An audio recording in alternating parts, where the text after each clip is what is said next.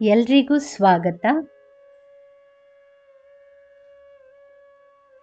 ಮಹಾಶಿವರಾತ್ರಿ ಹಬ್ಬವನ್ನು ಪ್ರತಿ ವರ್ಷ ದಕ್ಷಿಣ ಭಾರತದ ಕ್ಯಾಲೆಂಡರ್ ಪ್ರಕಾರ ಮಾಘ ಮಾಸದಲ್ಲಿ ಮತ್ತು ಉತ್ತರ ಭಾರತದ ಕ್ಯಾಲೆಂಡರ್ ಪ್ರಕಾರ ಫಾಲ್ಗುಣ ಮಾಸದಲ್ಲಿ ಆಚರಿಸುವ ಪ್ರಮುಖ ಹಬ್ಬ. ದಂತಕಥೆಯ ಪ್ರಕಾರ ಮಹಾಶಿವರಾತ್ರಿ ಅಥವಾ ಶಿವನ ಮಹಾರಾತ್ರಿಯು ಶಿವನು ತನ್ನ ತಾಂಡವ ನೃತ್ಯವನ್ನು ನಿರ್ವಹಿಸುವ ರಾತ್ರಿಯನ್ನು ಉಲ್ಲೇಖಿಸುತ್ತದೆ. ಇನ್ನೊಂದು ದಂತಕಥೆಯ ಪ್ರಕಾರ ಈ ದಿನವು ಶಿವ ಮತ್ತು ಪಾರ್ವತಿ ವಿವಾಹವಾದ ರಾತ್ರಿಯನ್ನು ನೆನಪಿಸುತ್ತದೆ.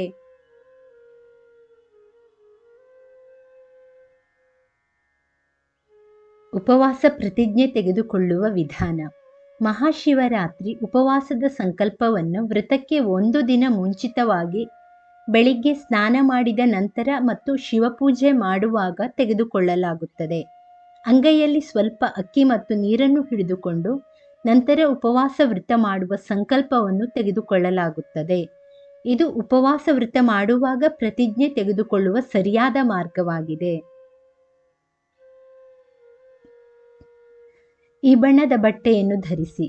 ಬ್ರಹ್ಮ ಮುಹೂರ್ತ ಅಥವಾ ಸೂರ್ಯೋದಯಕ್ಕೂ ಮುಂಚಿತವಾಗಿ ಎದ್ದು ಮುಂಜಾನೆ ಮಾಡುವ ಎಲ್ಲ ಕೆಲಸಗಳನ್ನು ಮುಗಿಸಿ ಸ್ನಾನವನ್ನು ಮಾಡಬೇಕು. ಈ ದಿನ ಸ್ನಾನ ಮಾಡಿದ ನಂತರ ಶುಭ್ರವಾದ ಬಟ್ಟೆಯನ್ನು ಧರಿಸಬೇಕು. ಮೇಲಾಗಿ ಬಿಳಿ ಬಣ್ಣದ ಬಟ್ಟೆಯನ್ನು ಧರಿಸುವುದು ಉತ್ತಮ. ಶಿವನಿಗೆ ನೈವೇದ್ಯ ಮತ್ತು ಮಂತ್ರ. ಈ ಉಪವಾಸವನ್ನು ಆಚರಿಸುವ ಜನರು ದಿನಕ್ಕೆ ಹಲವಾರು ಬಾರಿ ಓಂ ನಮಃ ಶಿವಾಯ ಪಠಣವನ್ನು ಮಾಡಲು ಸಲಹೆ ನೀಡುತ್ತಾರೆ. ಈ ದಿನ ಶಿವನಿಗೆ ಹಾಲು, ಧಾತುರ ಹೂವು, ಬಿಲ್ವಪತ್ರೆ, ಶ್ರೀಗಂಧದ ಪೇಸ್ಟ್, ಮೊಸರು, ಜೇನುತುಪ್ಪ, ತುಪ್ಪ ಮತ್ತು ಸಕ್ಕರೆಯನ್ನು ನೈವೇದ್ಯವಾಗಿ ಅರ್ಪಿಸಬೇಕು. ಶಿವರಾತ್ರಿ ಸಂಜೆ ಪೂಜೆ. ಶಿವರಾತ್ರಿಯ ಪೂಜೆಯನ್ನು ರಾತ್ರಿಯಲ್ಲಿ ನಡೆಸಬೇಕೆನ್ನುವ ನಿಯಮವಿದೆ. ಈ ಸಂದರ್ಭದಲ್ಲಿ ಭಕ್ತರು ಶಿವಪೂಜೆ ಮಾಡುವ ಮೊದಲು ಸಂಜೆ 2ನೇ ಸ್ನಾನವನ್ನು ಮಾಡಬೇಕು. ಭಕ್ತರು ಸಾಮಾನ್ಯವಾಗಿ ಸ್ನಾನ ಮಾಡಿದ ನಂತರ ಮರುದಿನ ಉಪವಾಸವನ್ನು ಮುರಿಯುತ್ತಾರೆ. ಉಪವಾಸವನ್ನು ತ್ಯಜಿಸುವ ವಿಧಾನ. ಕೆಲವು ಆರೋಗ್ಯದ ಸಮಸ್ಯೆಗಳಿಂದ ಬಳಲುತ್ತಿರುವವರು ಅಥವಾ ಔಷಧಿಗಳನ್ನು ಸೇವಿಸುತ್ತಿರುವವರು ಉಪವಾಸವನ್ನು ಮುಂದುವರಿಸುವ ಮೊದಲು ತಮ್ಮ ವೈದ್ಯರನ್ನು ಸಂಪರ್ಕಿಸುವುದು ಉತ್ತಮ ಎಂದು ಹೇಳಲಾಗುತ್ತದೆ. ಪಂಚಾಂಗದ ಪ್ರಕಾರ ವ್ರತದ ಗರಿಷ್ಠ ಪ್ರಯೋಜನವನ್ನು ಪಡೆಯಲು ಭಕ್ತರು ಸೂರ್ಯೋದಯದ ನಡುವೆ ಮತ್ತು ಚತುರ್ದಶಿ ತಿಥಿಯ ಅಂತ್ಯದ ಮೊದಲು ಉಪವಾಸವನ್ನು ಮುರಿಯಬೇಕು.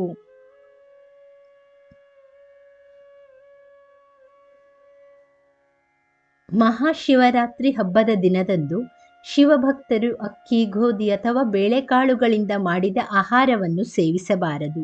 ಏಕೆಂದರೆ ಈ ಆಹಾರ ಪದಾರ್ಥಗಳನ್ನು ಉಪವಾಸದ ಸಮಯದಲ್ಲಿ ಅನುಮತಿಸಲಾಗುವುದಿಲ್ಲ. ಇದನ್ನು ಹೊರತುಪಡಿಸಿ ಮಾಂಸಾಹಾರ, ಬೆಳ್ಳುಳ್ಳಿ, ಈರುಳ್ಳಿ ಇವುಗಳನ್ನು ಕಟ್ಟುನಿಟ್ಟಾಗಿ ತಪ್ಪಿಸಬೇಕು. ಏಕೆಂದರೆ ಈ ಆಹಾರ ಪದಾರ್ಥಗಳು ನಿಮ್ಮಲ್ಲಿ ತಾಮಸಿಕ ಗುಣವನ್ನು ಹೆಚ್ಚಿಸಬಹುದು. ಹಾಗೂ ಈ ದಿನ ಶಿವಲಿಂಗಕ್ಕೆ ತೆಂಗಿನ ನೀರನ್ನು ಅರ್ಪಿಸಬಾರದು, ಬದಲಾಗಿ ಎಳನೀರನ್ನು ಅರ್ಪಿಸಬಹುದು. ವೀಕ್ಷಕರೇ, ಈ ಮಾಹಿತಿ ಇಷ್ಟವಾದಲ್ಲಿ ದಯವಿಟ್ಟು ವಿಡಿಯೋನ ಲೈಕ್ ಮಾಡಿ, ಚಾನಲನ್ನು ಸಬ್ಸ್ಕ್ರೈಬ್ ಮಾಡಿ. ಕೇಳಿದ್ದಕ್ಕಾಗಿ ಧನ್ಯವಾದಗಳು. Thank you for watching. Please like, share and subscribe.